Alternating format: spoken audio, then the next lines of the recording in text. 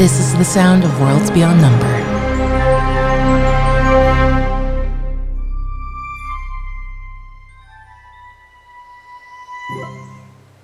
Morning comes in early summer, here in the heart of wizardry, in the Kemsarazan Empire, high atop the Irian in the floating court of Malakanth, beside the domain of the Archmage Silence within the Tower of the Glove, so named for its position in shielding, guiding, and softening the hand of the Archmage by the Archmage's own right hand, the newly name-cloaked wizard Sky.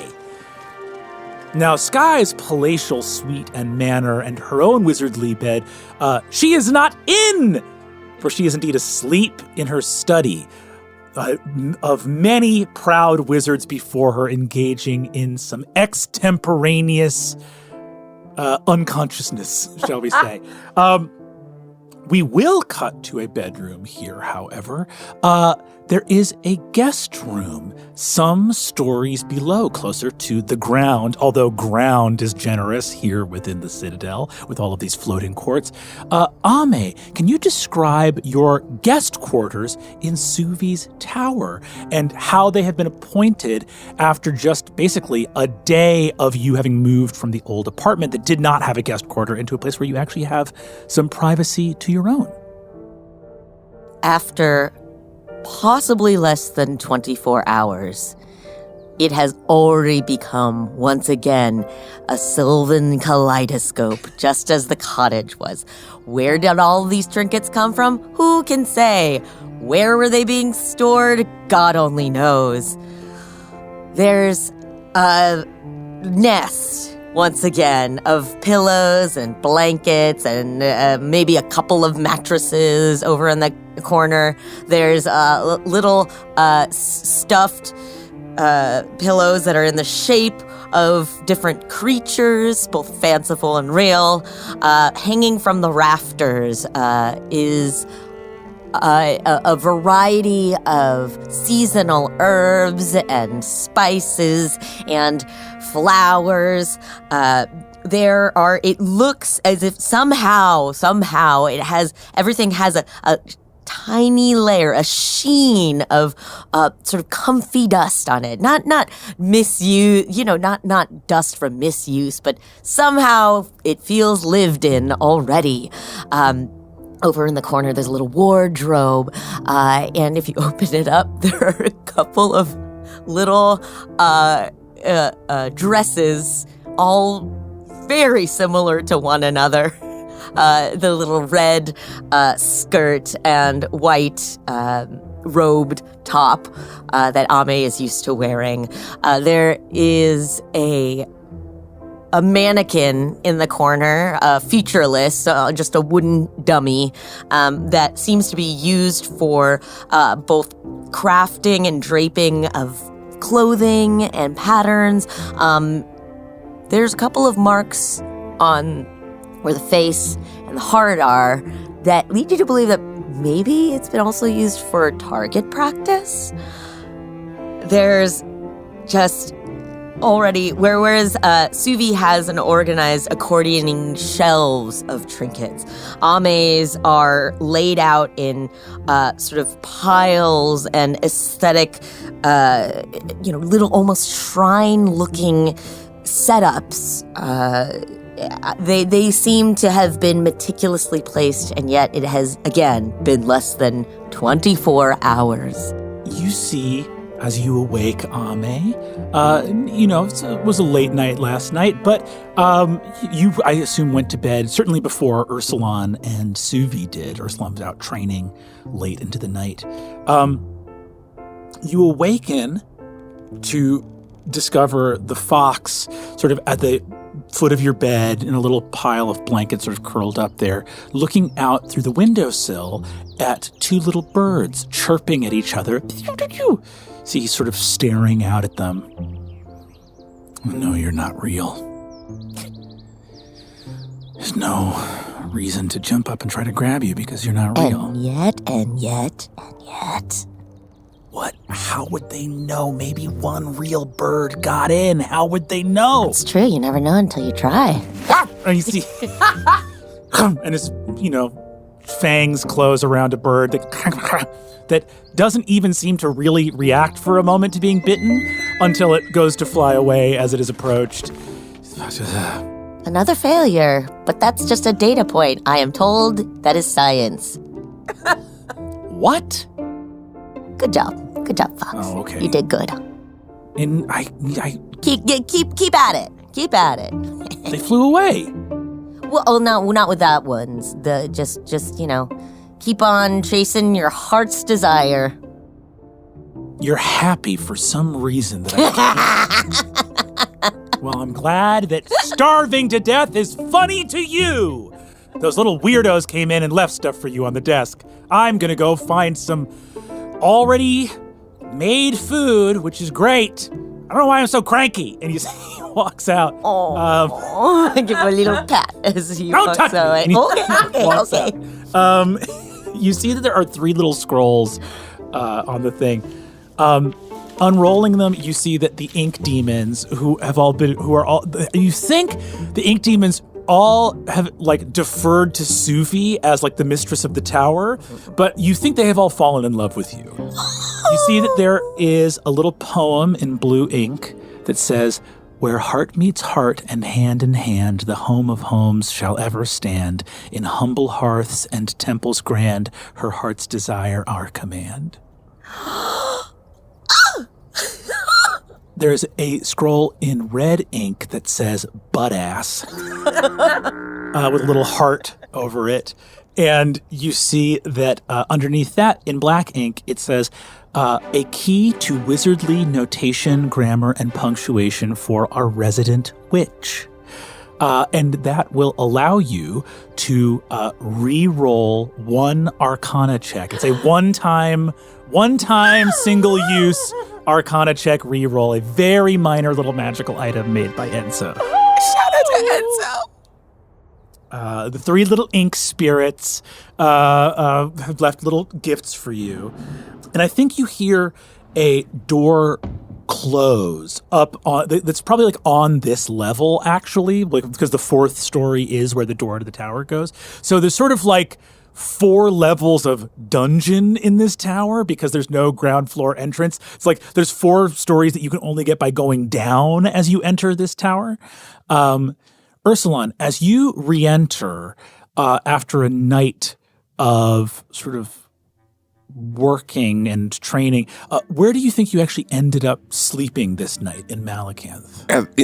On the training grounds. Yeah. In the shallow fake grass. I think for the first time you saw a little illusory rabbit come out from under a hedge, sort of sniff around, and then walk back in. And then after a time, as you woke up again, just your own senses of the training, sort of the edge of the court, you saw the rabbit come out and trace its exact steps. And there's sort of a moment where the birds are much more complicated. The way the magic has been woven, they actually do kind of act and make choices and fly around in a kind of interesting way. If you grab them, they don't fly away right away all the time, but and I think just looking at the rabbit, there's a little element of maybe that's an older spell. It's just one of those things where the endless, boundless magic of the Citadel, as you spend more time here, you become aware of in their near infinite power, you become aware of, I guess the wizard that made that phonologue, that made that unfamiliar rabbit, maybe wasn't as good as the wizard who made the birds. And you just see, in all of your love for the Citadel, you're that could have been done a little better. And it's the first time you see anything here that you're that rabbit's not as good as the birds. Interesting.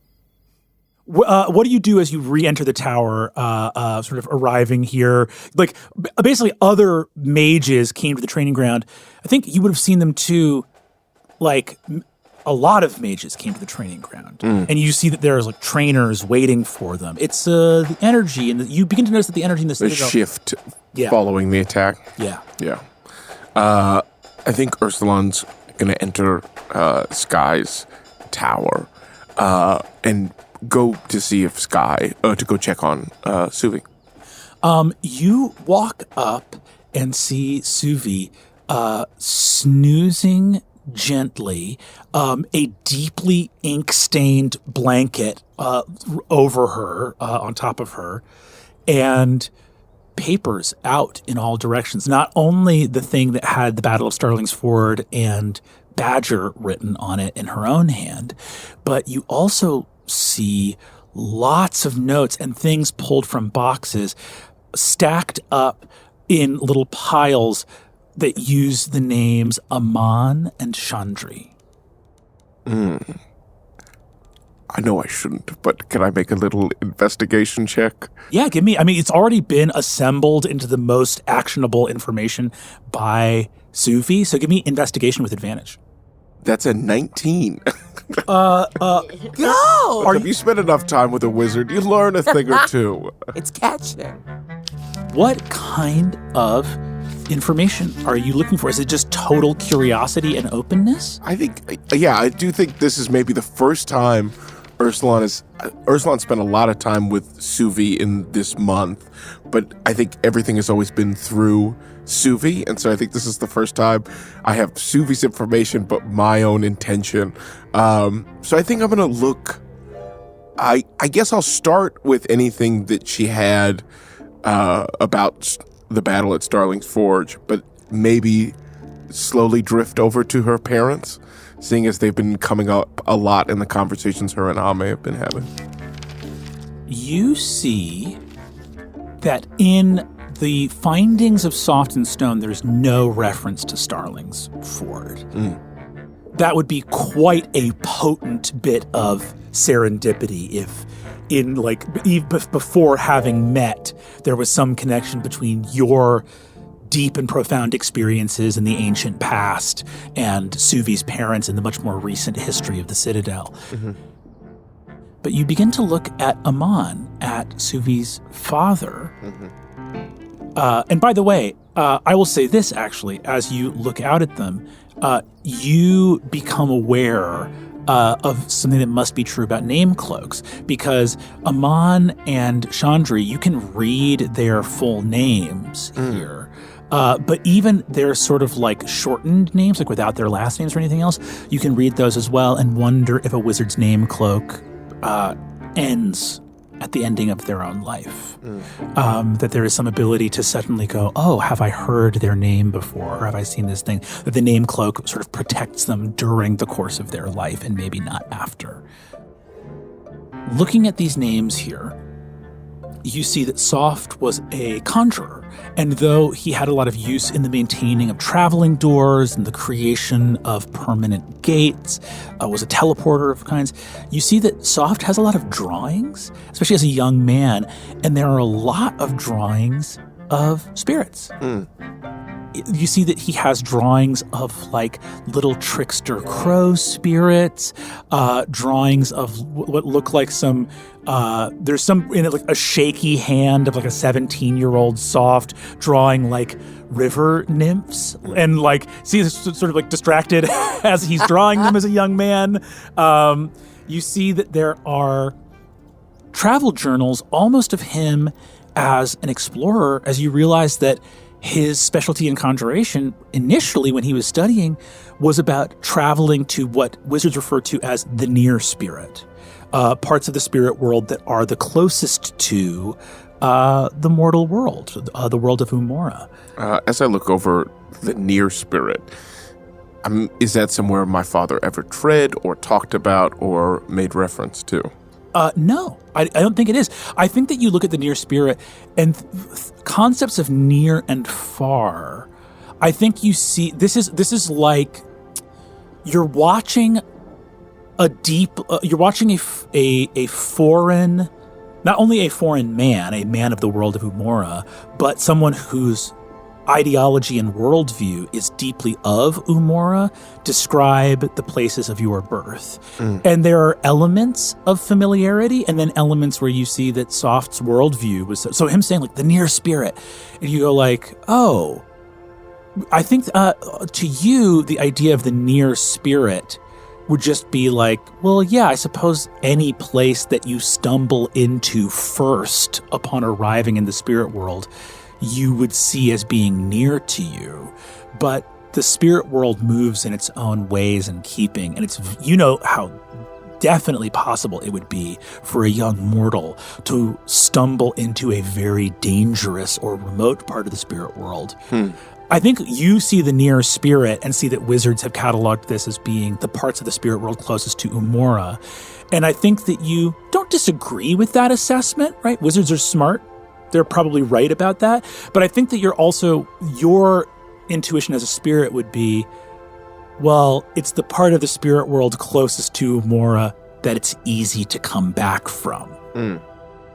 I think you see the survivorship bias. You see the part where you're like, well, did wizards always come back from every one of these missions? Maybe there's some near spirit that's really fucking nasty that you just didn't get the report back from. So you know what I mean? It's like this idea of like, okay, like... Near spirit is where we can go and be safe. And be safe. Yeah.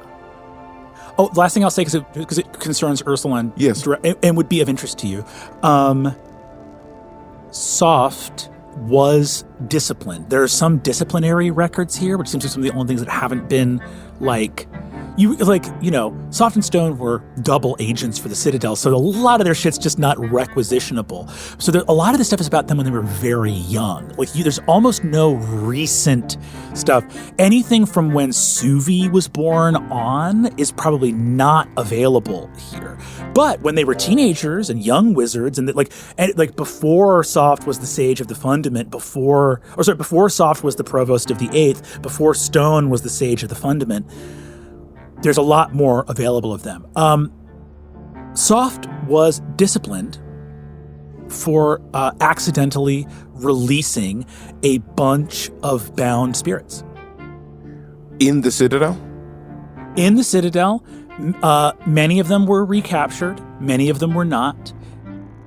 He ended up being punished for carelessness and recklessness.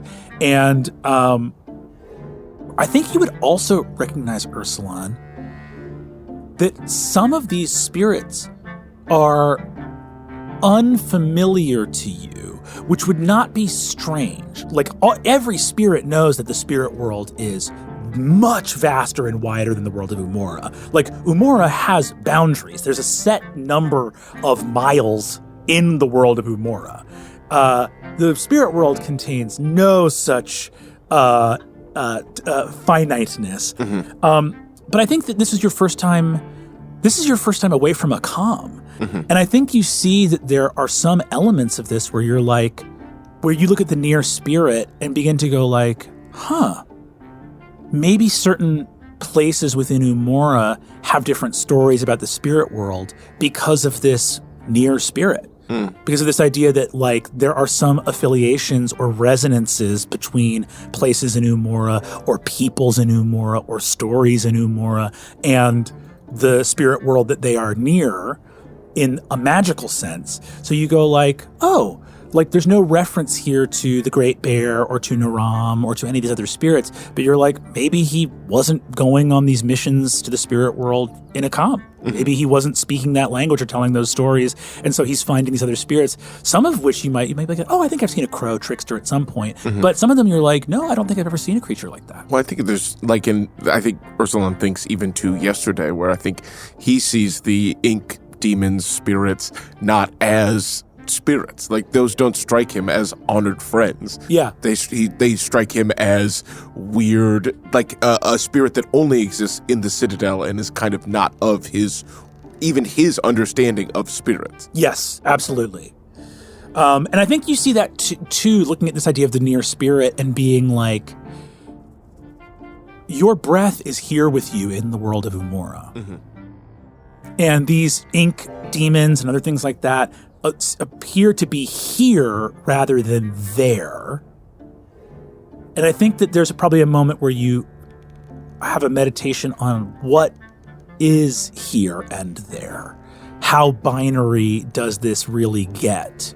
In your life, it's been incredibly so because of your curse, because of your taboo, because of all of this stuff. It's made incredibly real. But watching the fact that these humans seem to be able to go and come back, I don't know where that leaves Ursulon in this bright morning sunlight.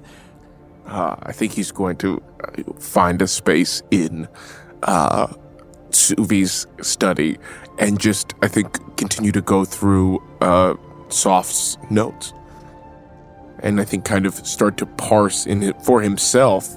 I think because he has approached it as such a binary, this kind of comfort that even a wizard of the Citadel seems to have with entering and exiting the spirit world. Ame, I think you have awakened at this point as well and can hear the noise of Ursulon and the rest, upstairs. What do you do this morning? So by the time I hear the rustling upstairs, I am already all packed up and ready to go. I am looking in the mirror and fussing with my hair a little bit. And then I leave for the little ink demons. One scroll that has just bound up in it a little eraser, and that's tied with a little black ribbon. A scroll with a red ribbon that just says "fart knocker" in it, and has a little heart with an arrow through it. And then the third one that's tied with the blue ribbon, it reads, rushing as your stream, its flowing path unceasing, indelible heart. And it has like a tiny little pouch of sand in it. The kind of sand that one would sprinkle onto ink to help it dry. And then I head upstairs. I love that. She's the best witch ever. You head upstairs and see Ursulon reading in the corner. Suvi's still asleep at her desk with the blanket on top of her. See the fox sort of pads in beside you. You see he's just got a huge length of like sausage links behind him. Going, well, this is just in the kitchen. You know that there's a kitchen in here? I can't believe wizards even have it. Suvi, you begin to awaken. Gah! Morning, sleeping beauty. Morning, Suvi. A night of study. All of these things come back to you. Your father as a conjurer. Your mother originally studying under the name Chandri Newell to join the College of Divination, being banished, or not banished, but like dismissed from the Citadel, and shortly thereafter, some months after, being readmitted and instead focusing to retake her examinations and join the College of Abjuration with a specific study on counterspelling, dispelling magic, but sort of meta magic, like the magic of magic itself, right? It's like really intense, brainy, even for wizards, it's like very brainy focus in and of itself, right? Like if there's all kinds of like sciences and arts studied within the Citadel, this is like the most advanced kind of mathematics, theoretical stuff like that. She accused one of her teachers of treason, which and treason against magic itself, and was basically dismissed from a point of view of like disrespecting your teachers, where like they were explained like that's not a thing. That's not like you. I know that you're yelling treason, but you're just like a 19-year-old screaming treason and pointing a finger. And if you don't stop screaming, we're gonna dismiss you from the Citadel. And she wouldn't stop, and then was dismissed. Is there a record of the teacher that she accused? Yes, there is. The teacher's name was Sleep, or the teacher was called the Wizard Sleep. So she changed specializations when she came back. There's logs of their different stuff. Obviously, these are from when they were younger, before your mom became the Sage of the Fundament. You see that there is nothing here. There also is a small list of like artifacts that they were responsible for or created.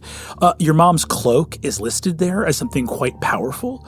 However, you don't see anything about a pendant of any kind. The last thing I will say is you see that there is an open letter that was written to the Archmagi of the Citadel by her. And you see that it is kept here. It's like within a small file folder that you have to take and unlight. It's like old too. It looks like it was handled many times over the years in relation to her dismissal. And it looks like it was like this was like something that she delivered. You don't know if there's any record of like council getting it, but she certainly wrote it with the intention of it being read aloud to the Archmagi of the Citadel as a 19-year-old. This is truly way out there. It's like, I know who I am now, and I feel like everyone should absolutely get off my back because I wasn't as bad as them. there is a long letter, and the final sort of stanzas of it basically arrive at this place where Stone's words are, of the 3 metaphysical axioms put forward to the mages of this citadel, the axiom of interpolation, the axiom of mediation, and the axiom of proliferation, this third axiom does not describe any actual truth of the lingua arcana, nor does it more broadly describe any facet of the greater binding. Rather, this axiom is pure intellectual technology that serves a political purpose within the citadel.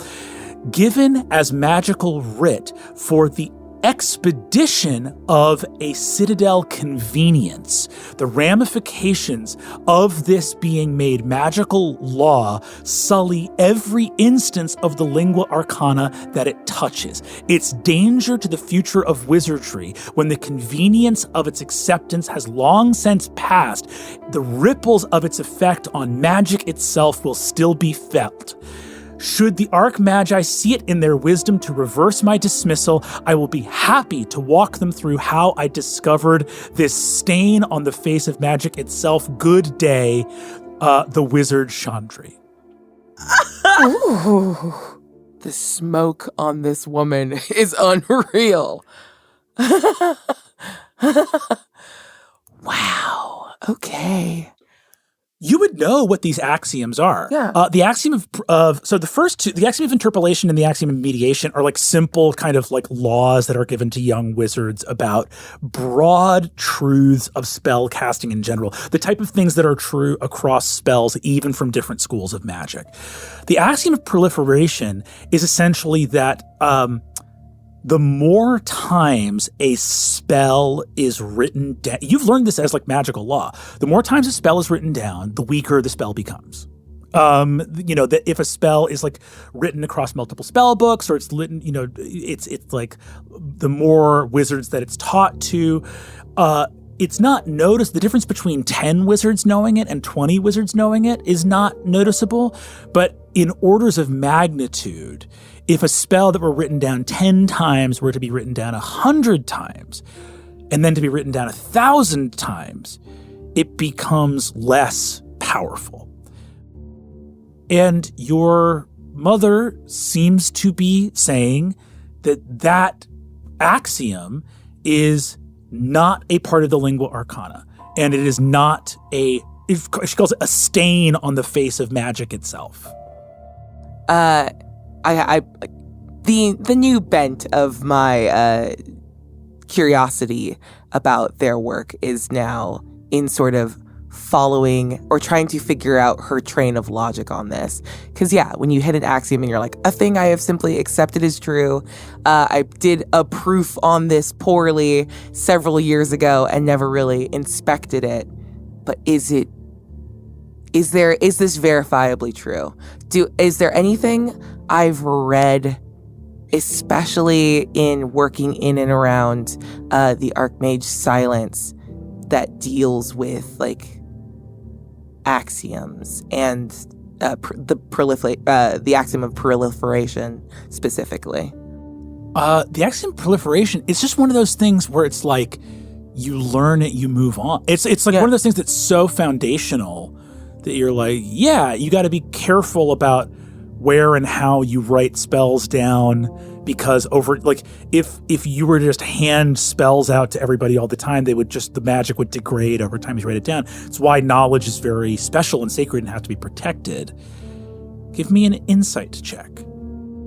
11. I think you're left confused. You make a connection to you're like, my dad said that the indicative reflexive note was magically unnecessary. And my mom wrote this fucking missive to the Archmagi of the Citadel after letting her mentor, the wizard, sleep, have it. Yeah.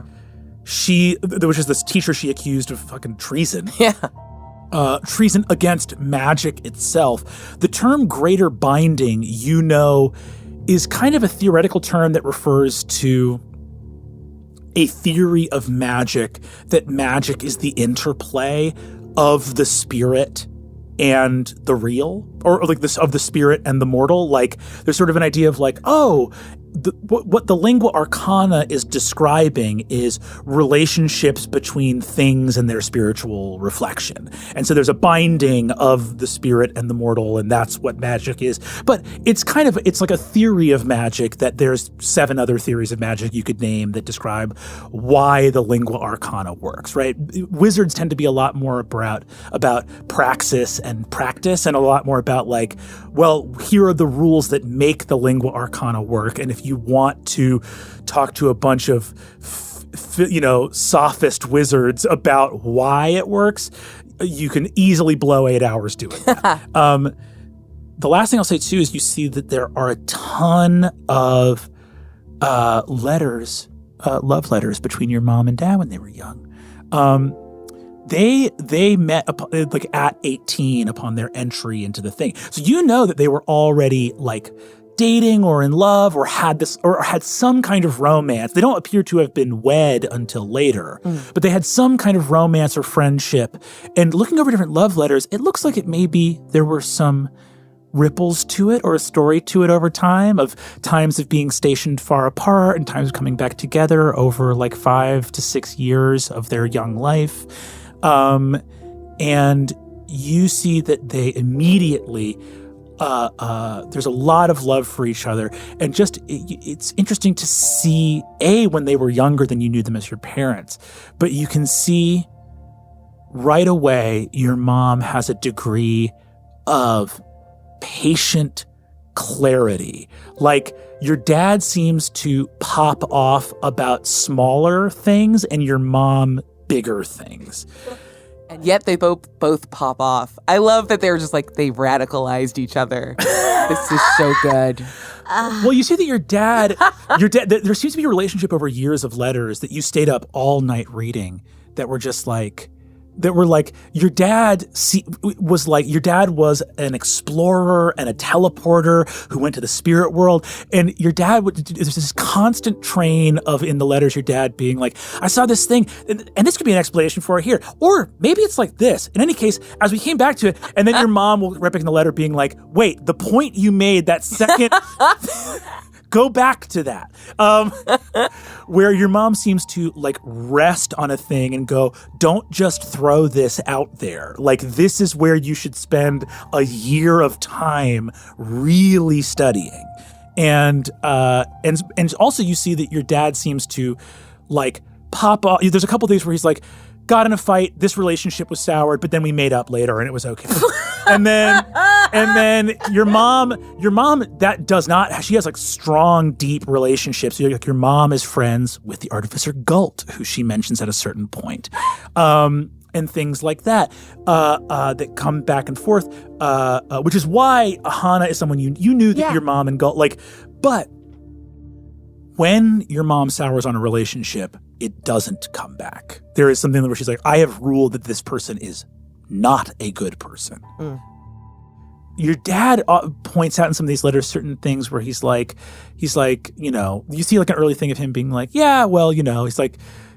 there's some frills on the edges of the lingua arcana, and then your mom's well, what do you mean by that? And then Oh God. and then you see so they must have been together, or at least quite close, when your mom was dismissed from the academy, and you see that there are no letters during that time period between them.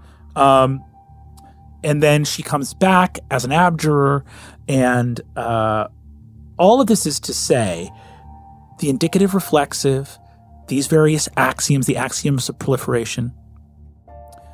You see references in some of their love letters to a trip they took to the city of Cairo.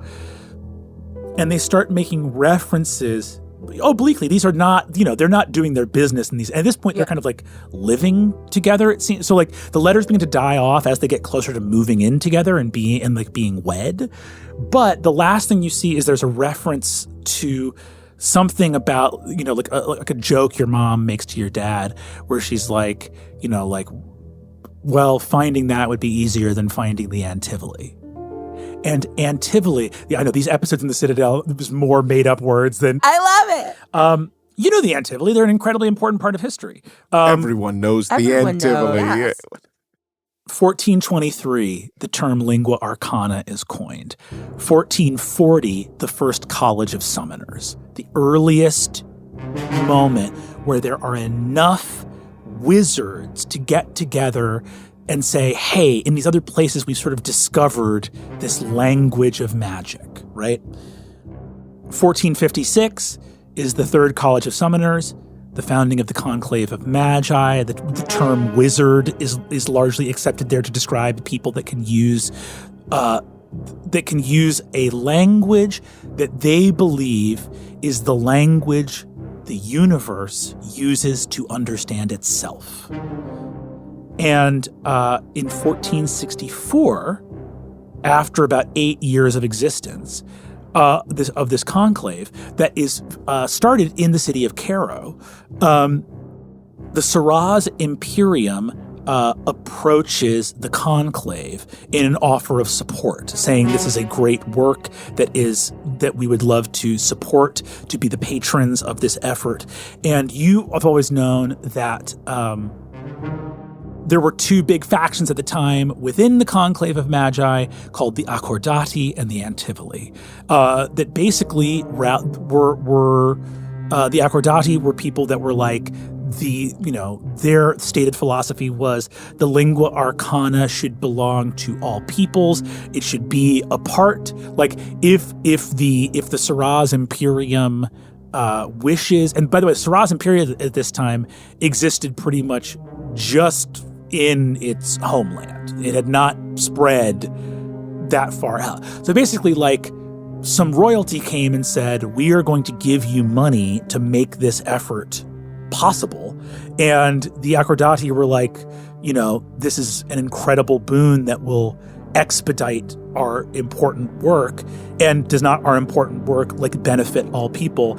And the Antivoli were basically said, like, we should refuse this offer. We should not accept the support of the Shiraz Imperium. It was this really heated debate, and 3 years later, in the Cataclysm of Cairo, violence broke out between the Accordati and the Antivoli.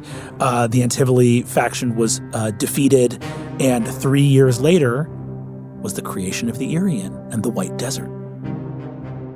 But you saw this trip to Cairo that they took. There's a reference to a trip to Cairo they took. And just thinking about the Antivoli and the fact that all of that happened in Cairo. Tons of stuff. Suvi, yeah. That's a lot of research. You got to reward the research, folks. You awaken. Where are you going? Hi. Hello? Hi. Hello? Oh, good morning. I'm going to put the notes down like I wasn't reading them. That's okay. You can, whatever you want. Oh, yes. Why are we in here? Well, I'm headed over to Pomeroy first.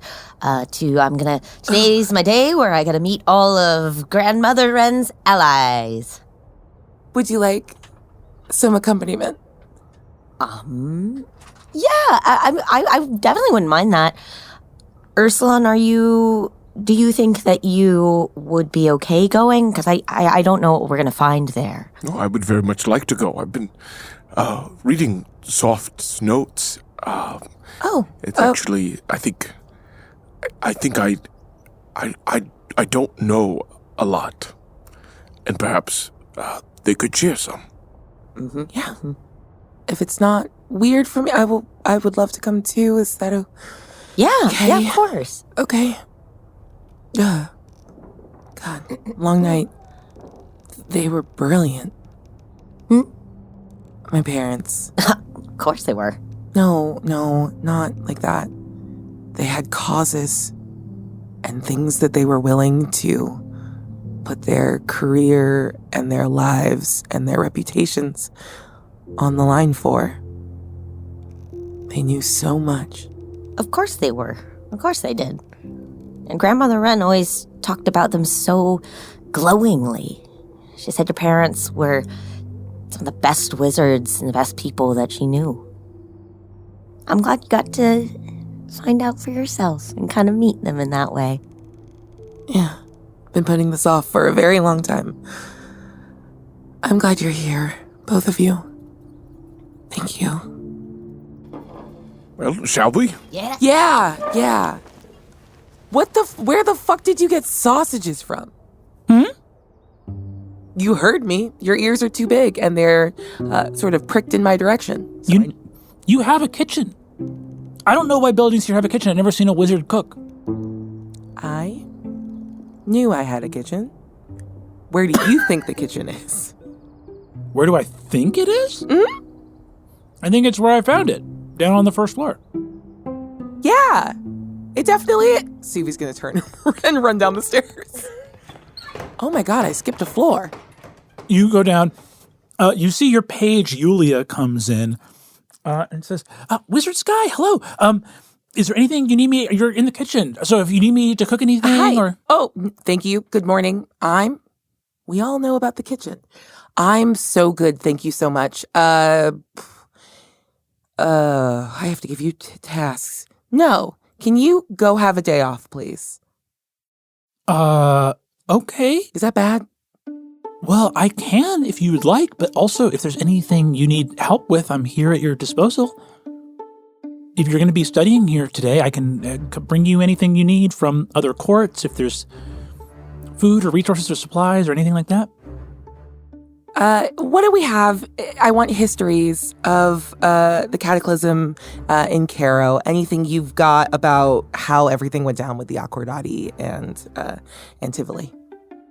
Okay. Yeah, I'll go get that right away. Thank you, Wizard Sky. Oh, and if it's not too much trouble, could I get some book, please, on anything you might know about a spirit, a great spirit known as perhaps the Man in Black or the Stranger or the he has a number of titles. Yes, absolutely. I can go pull up any relevant. All titles would be helpful in terms of getting the most information possible. Okay. I actually have this written down, and I hand her a scrap of paper that has all the appellations that I know about. Gotcha. Oh, and can you look to see if there's been any arrivals by anyone known as Ghost and a construct that goes by Flicker? Ghost and a construct that goes by Flicker. Yeah, I'll look at that. I'll look into that right away. Thank you. And one more thing. I still really love that shirt. If there's any chance, you might be able to do something similar. I can leave it here. I'm just going to start undoing my shirt. Oh, you want me to enchant your shirt? Well, to have the same illusory effect. So if to have a shirt that can bind to and accept a permanent illusion, I would need to work with an artificer to make it from scratch, and then layer the enchantments on top of it. Wait, is that what artificers do? Oh, Yeah. I was like considering going to gold first. No. We're gonna go to Pomeroy first. All right. Larger task for another time. Yeah. Thank you, Yulia. And don't go in my study. She says, understood, Wizard Sky. I'll get those books and all of those the necessary things. And she rushes on off to go collect books for her wizardly mentor. I love having a page. I love it so much that it makes me feel worried about how much I like it. Well, it's nice to be cared for. Mm-hmm. Oh, yeah. That was pretty concise. Damn, okay. I mean, it's not much more than that. You take off. And so the first place that you head to is Zhao Court, correct? Yeah, is that what we want to? Is that with an X or a C? That is with an X. That is XI. IAO.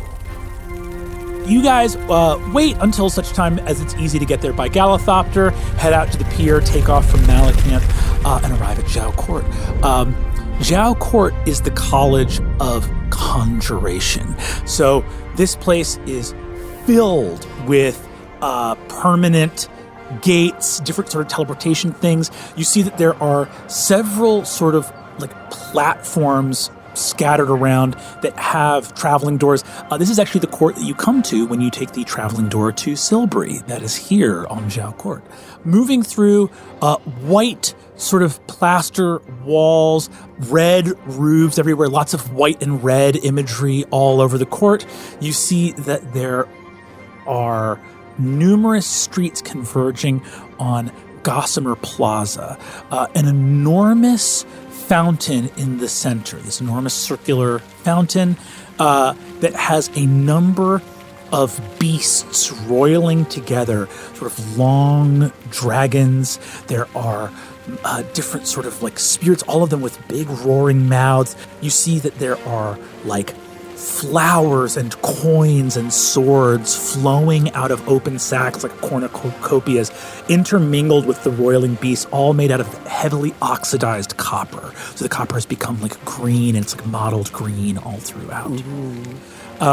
The water spills out and around. You see that there are lily pads everywhere throughout. As you look down into the lily pads, you can see reflections rippling.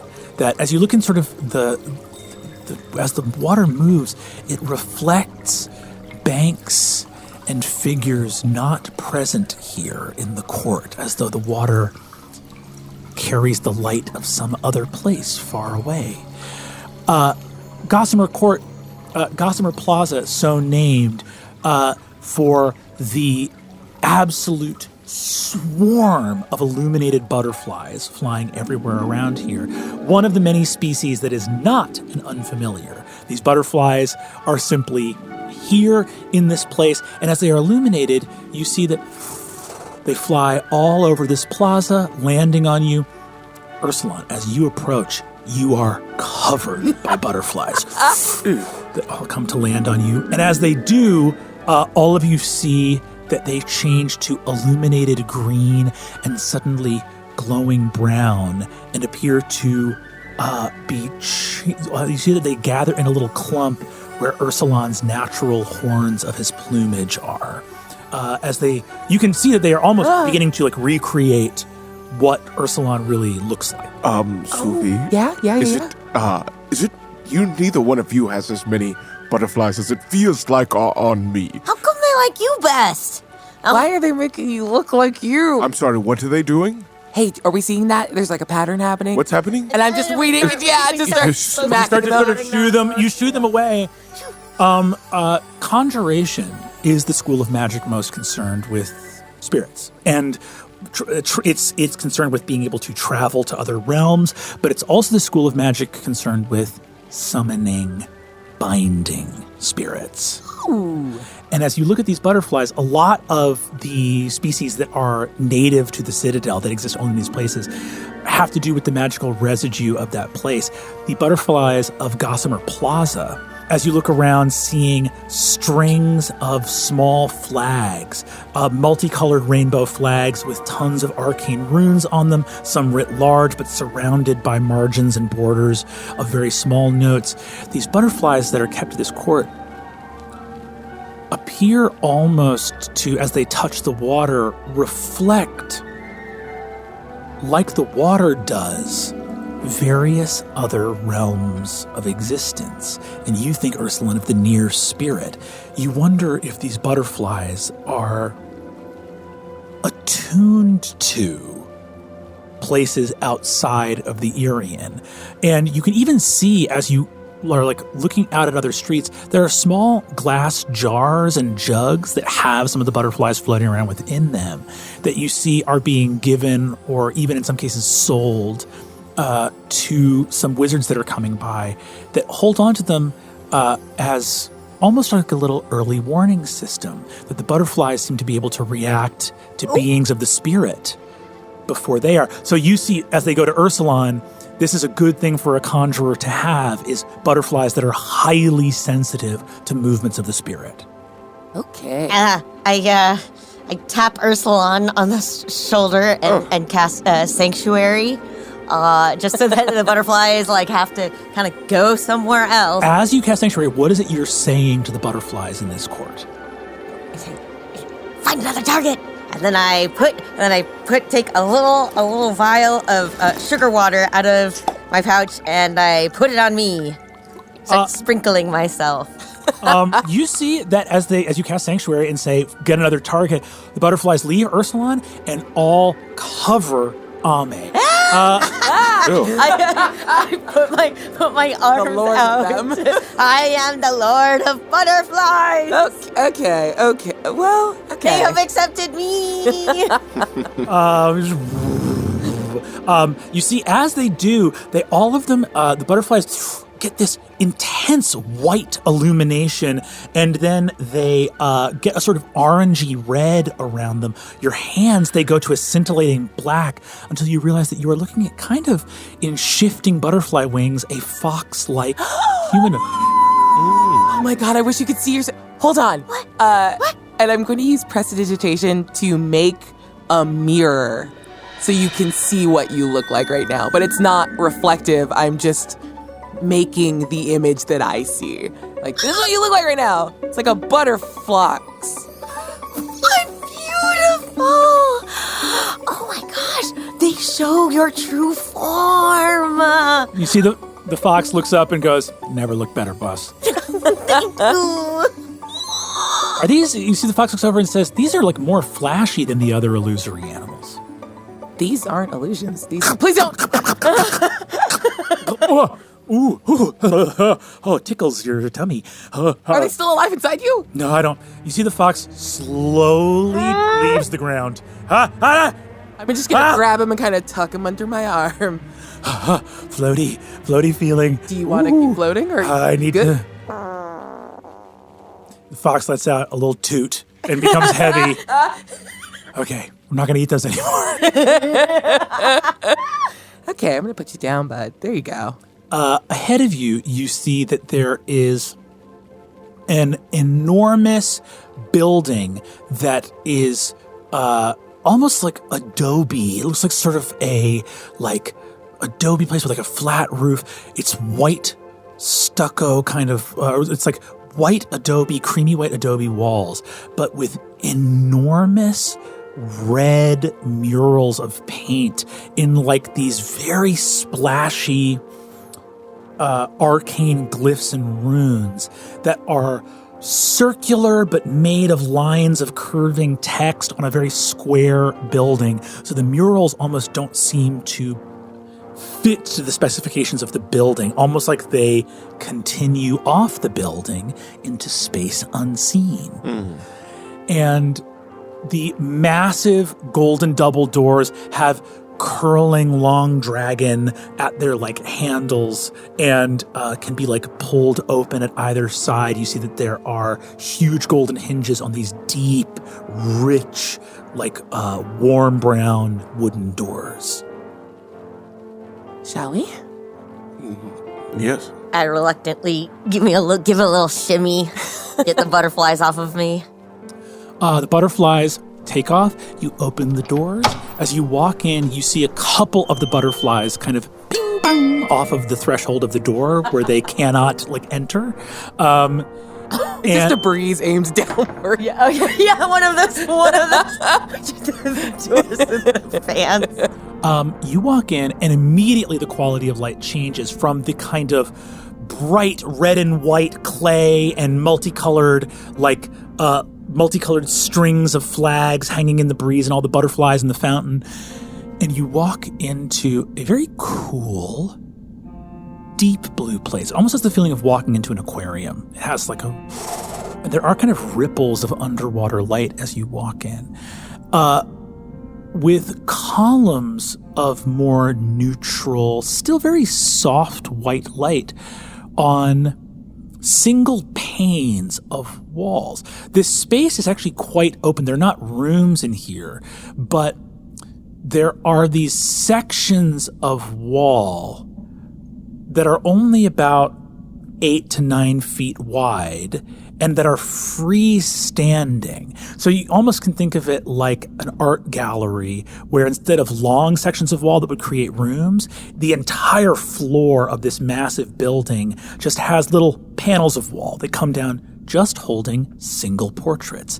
So you could kind of get lost in here. It's almost like, Plinko of like, if you were to if this place were to be on its side and you were to drop a coin, it would bounce off all these little panels of wall in this vat. But it means that as you walk into it, you almost immediately become lost. It's a warren of these different sections of wall that if you go deeper into it, you can just see other eventually it's like standing in a crowd, but the crowd is little panels of wall obscuring further panels of wall behind them with these lights pointed on them.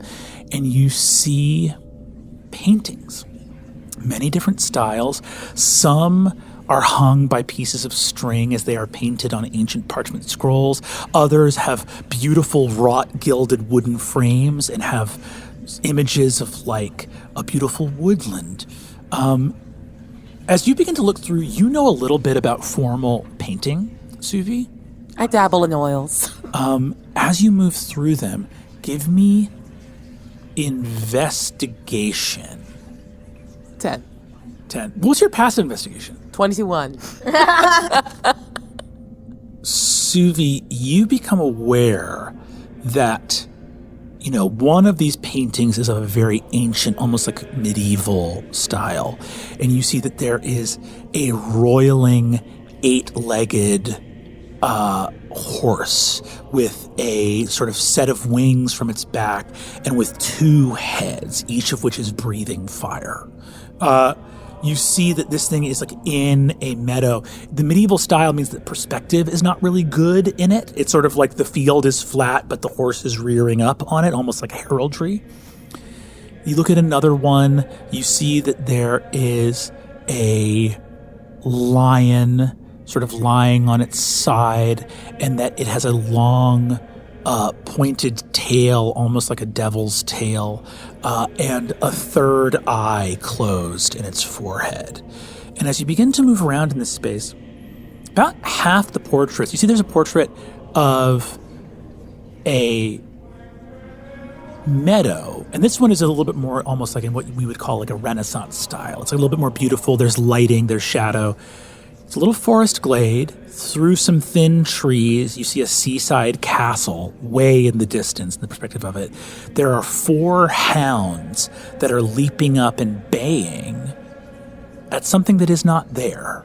The composition of the painting is ready for there to be something that the hounds are pursuing, but there is nothing in the painting.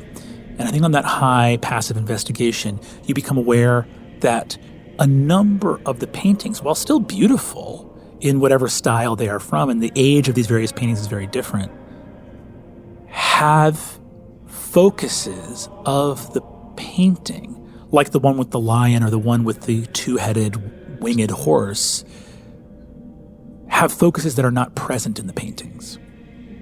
Oh. Are you okay? Bless you? Yeah. What's wrong? I just don't...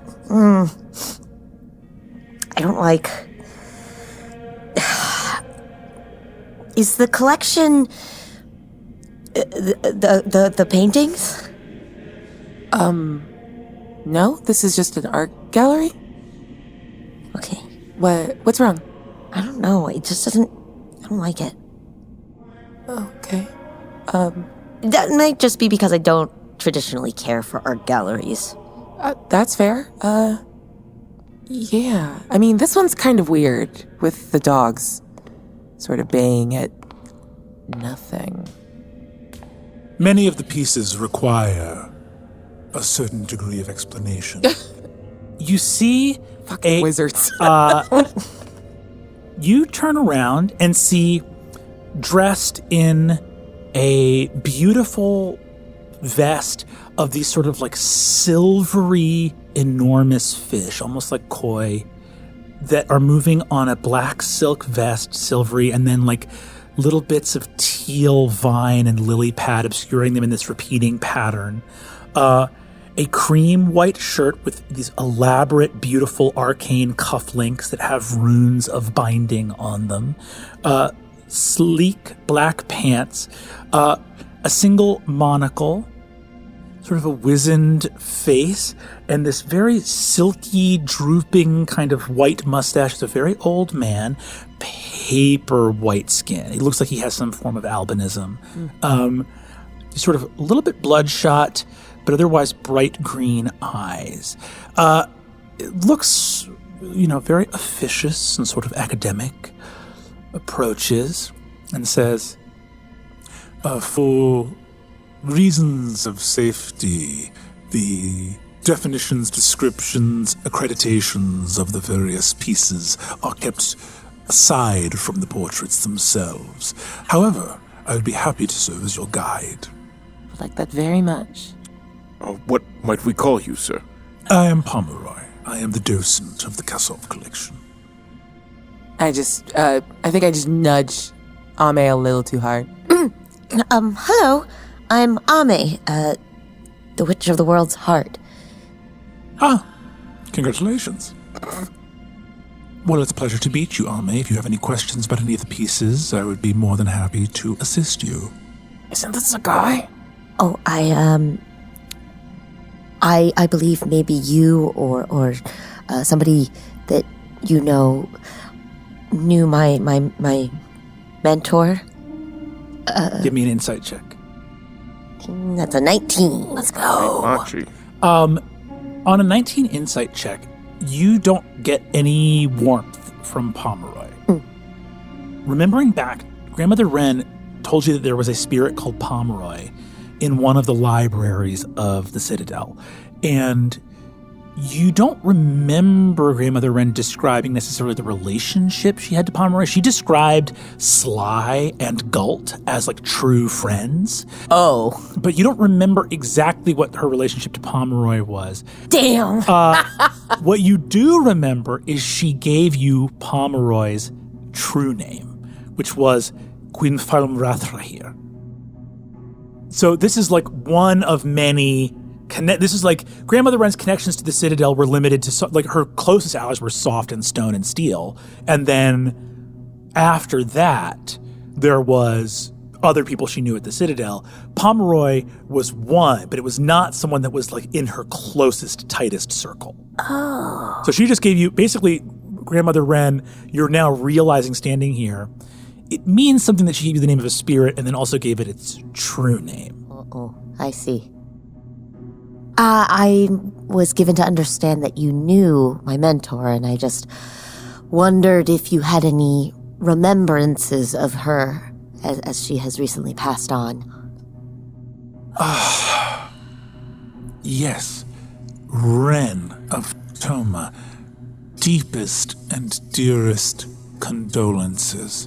Her passing is a great loss for the world, and I hope that in time her memory shall be a light for all those who do as much in the service of the world of Umora as she did. Please let me insight check that. Give me an insight check. Yep. I'll also. Yeah. 22. Yeah, that's a 24. 7. Ursulon, I don't think you've you're looking at this guy. This guy's glamour is really good. He looks like a weird guy, but he looks like a guy. You know, like, and he's standing. I think I've been waiting for him to do a spirit thing at all, and he's just in a cream shirt hanging out. Yeah, just in a cream shirt hanging out. You see, he looks over to both on a was it 22 and 26. This guy hates you. He fucking hates you. This polite answer, this guy is scared and freaked out and angry and hateful. Wild. It is my sincere hope that you carry her torch, brightly burning as it was, forward with you. If you have any questions about any of the pieces, you need but ask for Pomeroy, and I shall appear. Thank you very much. And you see, Oh, no, I have some questions. Oh, The subject of this painting. The dogs, what are the dogs supposed to be barking at? So I see that you are unfamiliar with the Kasov collection more intimately. The subjects of all of the paintings appear and vanish from time to time. The normal subject of this painting is itself a questing beast. Oh. Does that pique what I've heard? Have I ever heard the word questing beast? I don't think you have. All right, I'm going to look over at Sufi. What is that? Give me an Arcana check. 14. You see, he looks at it and says, and you see he creates an illusion in his hand of this weird, tall, lanky, draconic prey animal. It has a long and snake-like head that ends in a kind of six-eyed, like 3 eyes along its head, weird antlers, long and furry ears. You see, however, it has like leopard spots and digitigrade long feet, like some tall, lanky kind of leopard or jungle cat. And its back 2 legs, with that shaping, end in hooves. So clawed on the front and then hooves on the back, and a long tufted tail like a lion. You see that as he creates the illusion of it, you see Know those were real. Well, of course, they are not, but real in this not meaning non-existent, but simply of and pertaining to the real being that world of Umora. The glaticent, or questing beast, may be observed here in this portrait when it is here. But it is called the questing beast because knights of old would seek it out, and in its capture prove some sort of honor and receive a boon. Very intriguing. Was the questing beast, wherever it is currently, obtained in Umora or elsewhere? I beg your pardon? Can you repeat the question? How was the questing beast acquired? In tales of old, do you mean? No. This one. You observe a painting. The portrait behind you, the beast, is not featured, but the Kasov collection holds many paintings of many such creatures. Where do their subjects go when they're not featured in the painting? I believe you may wish to speak to some of the conjurers of the Kasov collection themselves. I believe we've departed from my areas of expertise. So you're saying you don't know? I am saying I am not inclined to share. Good day. and you see he looks around and sort of heads off in another direction. Everyone here give me a perception check. I got a natural 20 on my perception. Let's go! I got a 6. How'd you do? I got an 18.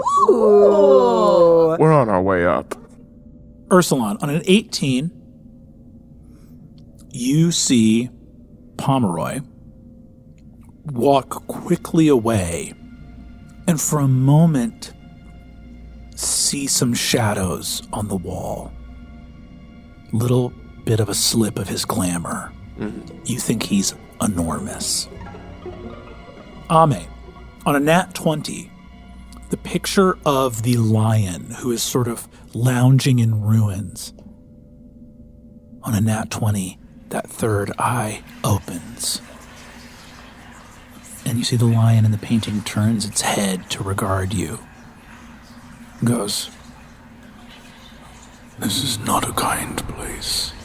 and you hear it in its head. The lion vanishes. What's wrong? I point to the painting behind. I touch the painting where the lion was. And all of you now see the lion is gone. Yeah. Oh, that's new? Are you I examine it. The colors, the texture, the smell, the lines. What is this? Well, on a nat 20, you can smell magic. These paintings, some of the brush strokes are layered,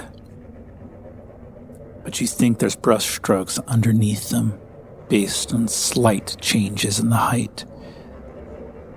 And you begin to see that what went on these canvases before the paintings were exact and very powerful runes and glyphs of binding and of capture.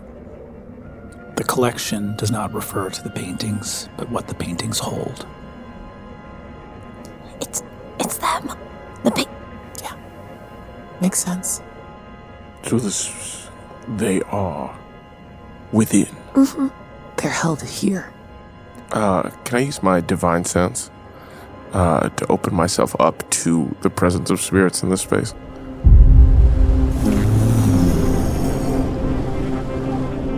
You take a step with your breath into what you now know was called by Suvi's father the Near Spirit. You are surrounded by your kin. Far-flung are some and nearer are others. There are some wild ones here, truly.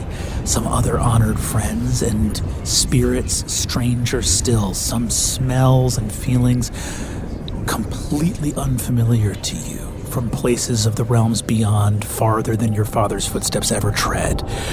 You are surrounded, overwhelmed by the feeling of the spirits nearby. And as you open yourself up to this sense, I'm going to ask for a stealth check.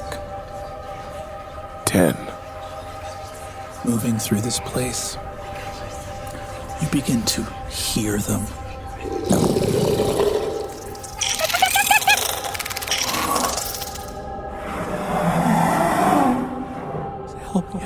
Help me.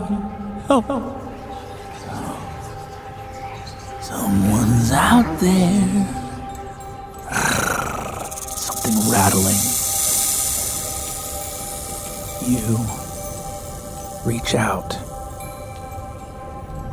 You can't breathe as deeply as you could a second ago. Something shortens your breath. It feels like something sticky, and then there's some tensile something. Almost like some part deep inside of you has just touched a strand of a spider's web. You hear a voice. Oh. Deep within, 2 floors below. I can tell you of your father, little cub. Tell you of your sister. Tell you of your mother. Whatever you wish, these secrets I am happy to share. What is your name? Long years in the world of mortals. My name you cannot have, little one. But you may call me Oberfind. I'm waiting for you downstairs. You'd better hurry, or Pomeroy's gonna roll you up and put you on the wall.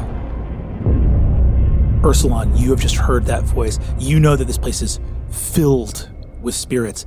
You also, on that divine sense, look at the empty paintings. Give me perception or insight with advantage here. Only a 9 on insight. On insight, you look at the absence of that questing beast. You see a little symbol in red and white that you cannot understand. But it gives you a feeling like you're standing at the edge of a cliff, and that with one little step you could fall forever. I'm going to close myself off to the divine sense. You're standing in a cool art gallery. Follow me, and I'm going to take off to head 2 floors down. What? No. Hi, what? What's wrong? I won't stop. What's happening? Ursulon takes off. I sprint after him. I'm going to interpose myself. Like, hey. I'm gonna push you. Okay. Physical pushing. Okay. If you won't, Opposed athletics checks. Here we go. 4. Oh, thank God, 7. So it's not a huge titanic clashing of blows. No. You go to interpose yourself relying on the status of that action to do the heavy lifting and find yourself getting in front of a big person walking fast and just get body checked off to one side. The social reality of interposing does not happen here. As Ursulon keeps walking, goes to a back staircase. With the weird noise of you going this, you guys hear footsteps of an approach as Pomeroy is walking up. I'm going to ask us to roll initiative. Natural 1. 5. 11. Ame, you hear the approach of footsteps that you know to be, on your passive perception, know to be Pomeroy's footsteps. Ursulon's taking off. Suvi just hit the ground. The fox looks confused and is looking to you for what to do next. You are first to act in this tense moment. I grab Suvi's arm and start to pull her up, and try to tear off after Ursulon. Okay, you grab her, tear off after Ursulon. The fox looks at you and in your mind says, "Boss, footsteps coming. What do you want me to do?" Stall him. The fox springs off of your shoulder to stand on a portrait and just starts pissing. Immediately after that, Pomeroy comes in and goes, "What? You little cretin!" And you see the fox goes, "Cretin? I don't have a fucking monocle," and then runs off. And runs away, and he says, "Totally aesthetic!" And runs off into the thing as Pomeroy begins to chase us and says, "Ma'am, please control your wild animal!" And Pomeroy's going to chase the fox into the gallery. He does what he wants! Ursulon, you are next to go, so you just head off. I'm going down what I think the nearest staircase.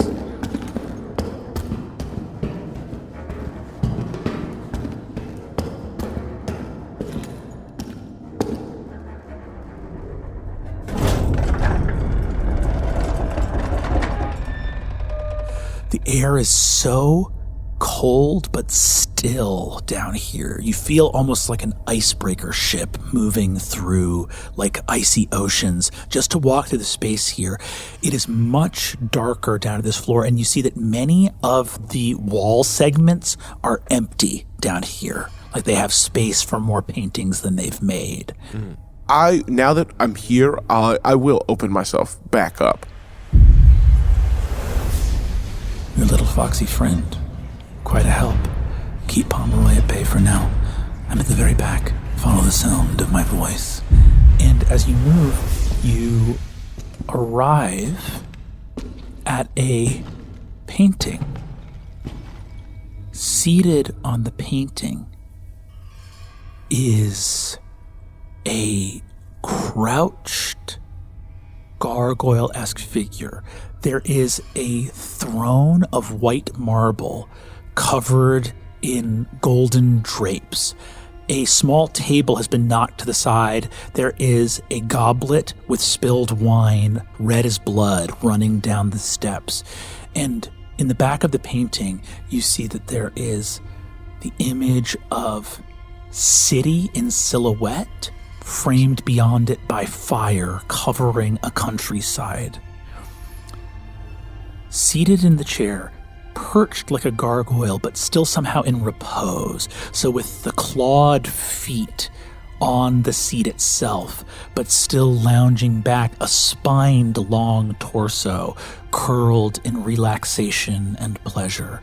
Long black wings coming to either side, and face covered by a jester's mask held on a wand, like you would see at a masquerade.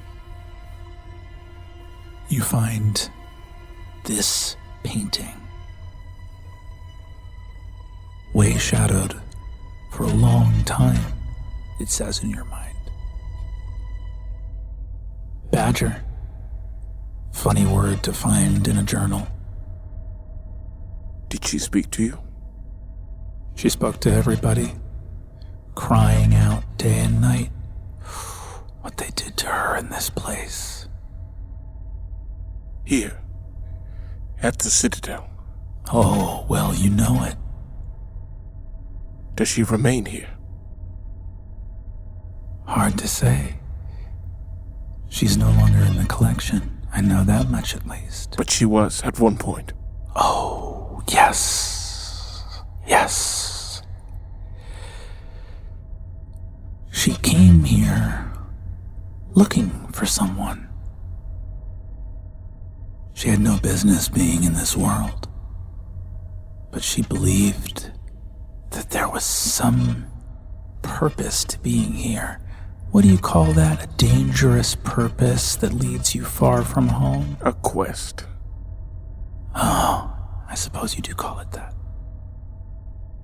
I'd be more than happy to tell you when she was here. To tell you how long ago she left and where she went. I can't tell you if she's still alive, but that's a dangerous world for you. How badly do you want to know? You hear footsteps approaching of Suvi and Ame. Badly. What would it take? Take my painting off the wall.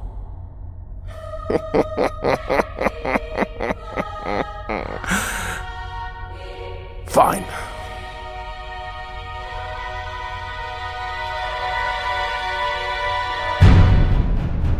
Suvi, Ame picking you up off the ground. What do you do?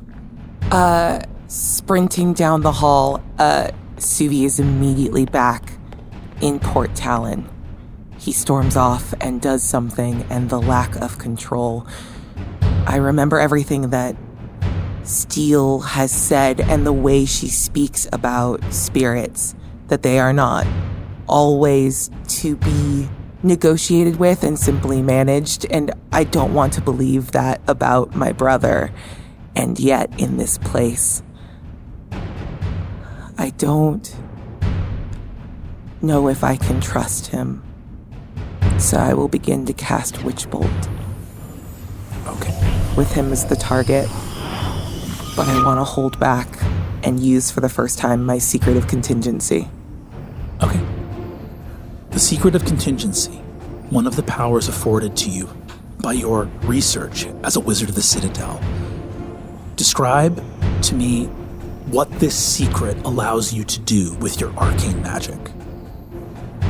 Reaching back and looking over my father's research, the understanding of annul clef, things that are unnecessary, the indicative reflexive, the way that you can bend the UX of the lingua arcana to play with the adjudication of a spell.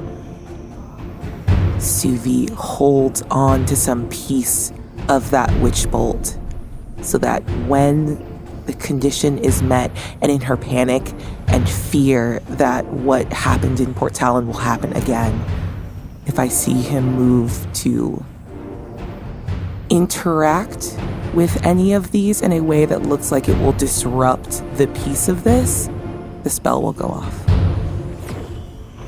You feel it almost like a ticking of a metronome that cannot finish its movement because it taps against something not yet present.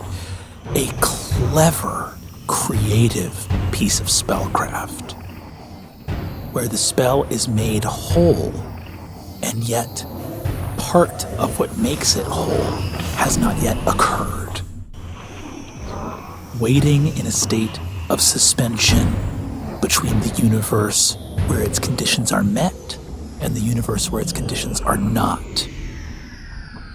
Coming from prone, it takes half your movement to get up, so you're slightly behind Ursulon. But there was a conversation at the base that would have given you some time to arrive here. We are going to roll initiative one last time down here at the lower level. This will be Ame, Suvi, and Ursulon. 7. 6. 7 as well. You have the same initiative. Who has the higher dexterity? I have a 17. I have a 16. 1 point of dexterity will allow Suvi to shout before the spell goes off. Ursulon grabs the painting on the lower, the lower corner and the upper corner, ready to pull it. Just wait! The wording of your contingency is very important here. What was the wording of your contingency? Any move to disrupt. Any move to disrupt. Whether this movement constitutes a movement to disrupt, for there is no purpose in grabbing this painting outside of disrupting it.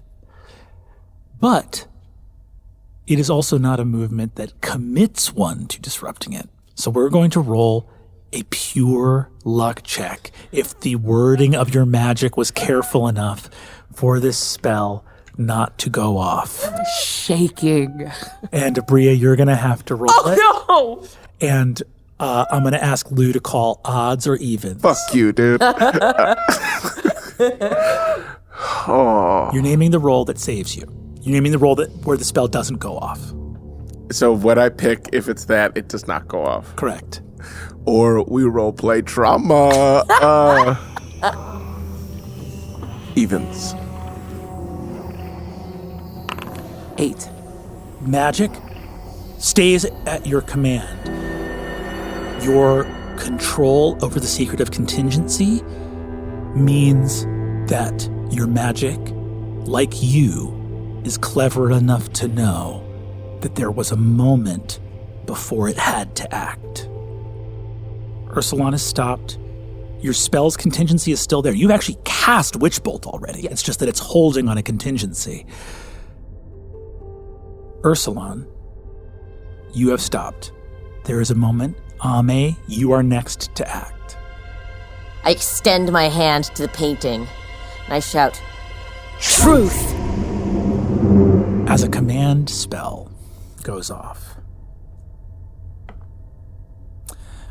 On a very low roll, you feel that the spirit within the painting is compelled to speak truthfully. Who are you? I am called Opalfind, creature of shadow, a demon. Why were you bound here? I was bound here because I suppose my aims and the aims of the wizards were not the same. When you spoke of my sister, is it true? Please take your hand off the frame. Shut up, Suvi! This sister of yours was here. But I have hinted at knowing more than I do. And you see that the demon sneers in Ame's direction, compelled by the witch of the world's heart to speak the truth. Take my hands off the frame. Are we not kin, spirit? Will you leave me here on the wall to fester? The wizards who trapped me here were cruel. They have bent our world to their aims. Your sister was here. I could smell it on you as soon as you walked through the front doors. Spirits whose woods touched the same little island out in the sea. A queen in green and a prince in blue and a lumbering bear. Could smell the bear on the badger. I could smell it on you. So, took a little creative liberty. And I know enough about the bear to know that you probably don't know who your mother is. Not all kin are kith. What would you know? Do I deserve to be here? And where would you go, should he free you? My freedom is contingent on me playing nice, Witch of the World's Heart. How different from the wizard are you? Come on, spirit. Take me off the wall. You know what that wizard was ready to do to you, don't you? What are you talking about?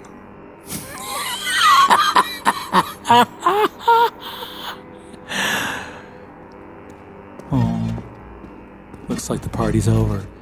Everyone, exit! This is an off-limits area of the collection. And Pomeroy walks up, just with the fox held by the neck, like the scruff of the neck, just covered in fox piss.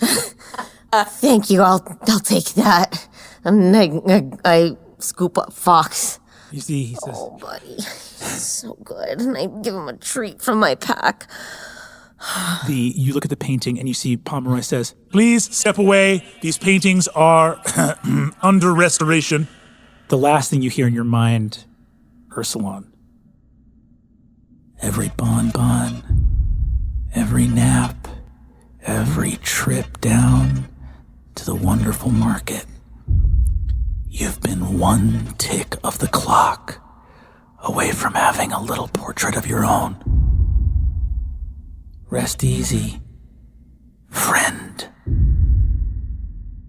Ursulon's going to turn and hand on Wavebreaker come to stand behind Ame and Suvi, but kind of be looking downcast at the ground. Extend a hand and I try to place it in his. I shake your hand off. Well, I hope you've had a lovely time at the Kasov collection, but unless there's anything else I can help you with? No. No? All right. What were your dealings with Grandmother Run? I don't think I know what you're talking about. You cannot lie to me. I am the Witch of the World's Heart. Congratulations. Is there any other information about the paintings I can give you? No, but there's plenty of information about you that I could give to others. Know of what I speak. Now tell me, what were your dealings with Grandmother Run? Give me a persuasion check to correct. Actually, this is intimidation, but do it with advantage because of what you are insinuating. 21. The incredible use of a true name in that you do not even have to speak it, but just suggest that you can give it to more people is an incredible example of witchcraft. And you see Pomeroy goes, let's adjourn to the cafe. And his shadow flickers into many legs. Oh! And that's all for this. The Wizard, the Witch, and the Wild One! Oh my god! Curse!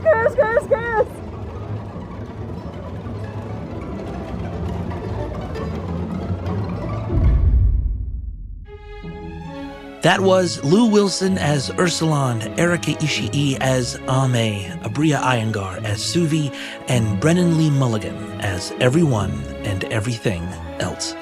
Worlds Beyond Numbered is edited, designed, and scored by Taylor Moore at Fortunate Horse, with additional sound design from Michael Gelfi Studios.